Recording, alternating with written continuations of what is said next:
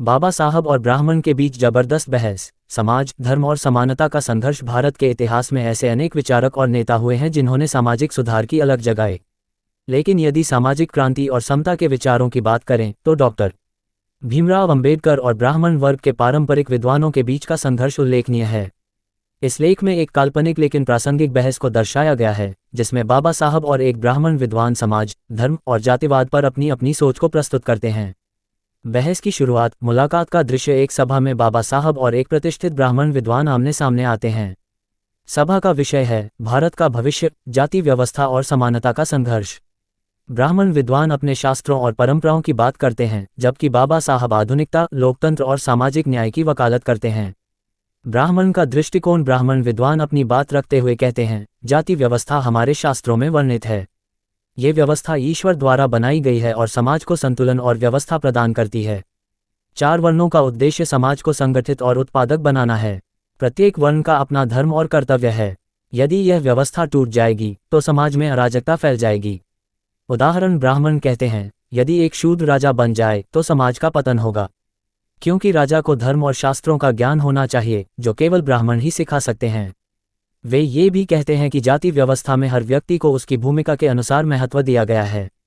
बाबा साहब का उत्तर। बाबा साहब शांत स्वर में बोलते हैं, लेकिन उनके शब्दों में दृढ़ता होती है। आपके शास्त्रों ने समाज को विभाजित किया है, न कि संगठित। 4 वर्णों की यह व्यवस्था न केवल अन्यायपूर्ण है, बल्कि यह इंसानियत के खिलाफ है। किसी भी समाज में व्यक्ति की पहचान उसके गुण, कर्म और क्षमता से होनी चाहिए, न कि उसके जन्म से। प्रमुख तर्क। बाबा साहब आगे कहते हैं, 1. जाति व्यवस्था ने करोड़ों लोगों को शिक्षा, रोजगार और सम्मान से वंचित कर दिया है। क्या ये ईश्वर की इच्छा हो सकती है? 2. समाज का विकास तभी संभव है जब सभी को समान अधिकार और अवसर मिले। जाति के नाम पर भेदभाव करना मानवता के खिलाफ है। 3. शास्त्रों का ज्ञान केवल ब्राह्मणों तक सीमित क्यों है? क्या एक दलित या स्त्री को ज्ञान प्राप्त करने का अधिकार नहीं है? प्रेरक संवाद। ब्राह्मण। लेकिन बाबा साहब, यदि शास्त्रों के नियम तोड़ दिए गए तो समाज में अनुशासन और परंपरा समाप्त हो जाएगी। ईश्वर ने हमें जो भूमिका दी है उसे निभाना हमारा धर्म है। बाबा साहब, यदि धर्म अन्याय का समर्थन करता है तो वह धर्म नहीं, अधर्म है। धर्म का काम समाज में समानता और न्याय स्थापित करना है। जो परंपराएं अन्याय को बढ़ावा देती हैं, उन्हें बदला जाना चाहिए। मैं ऐसे समाज का सपना देखता हूं जहां किसी की जाति नहीं पूछी जाएगी, केवल उसकी योग्यता देखी जाएगी। विचारों का टकराव। ब्राह्मण का आक्षेप। आप शास्त्रों और परंपराओं को बदलने की बात कर रहे हैं, लेकिन यह संभव नहीं है। ये व्यवस्था हजारों वर्षों से चली आ रही है और इसे तोड़ने का प्रयास समाज को तोड़ देगा। बाबा साहब का जवाब। आपकी परंपरा का आधार ही अन्याय है। जब हजारों वर्षों से एक वर्ग विशेष को गुलाम बनाकर रखा गया है, तो क्या वह समाज का हिस्सा है? मुझे समाज को तोड़ने का आरोप सहना मंजूर है, लेकिन मैं उस समाज को बचाना नहीं चाहता जो इंसानों को नीचा और ऊंचा बनाकर रखे। समाप्ति। एक नया दृष्टिकोण। बहस के अंत में बाबा साहब ने अपना अंतिम विचार रखा। भारत का भविष्य तभी उज्जवल होगा जब हर व्यक्ति को समान अधिकार और सम्मान मिलेगा।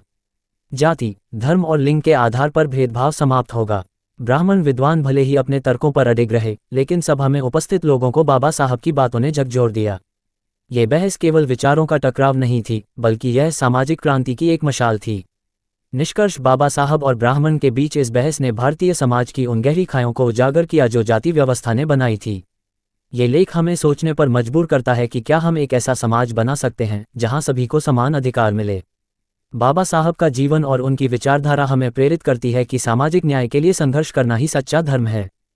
सूचना सिर्फ मान्यताओं और जानकारियों पर आधारित है। यहाँ ये बताना जरूरी है कि यह मेरा वीडियो किसी भी तरह की मान्यता, जानकारी की पुष्टि नहीं करता है। किसी भी जानकारी या मान्यता को अमल में लाने से पहले संबंधित विशेषज्ञ से सलाह लें। धन्यवाद।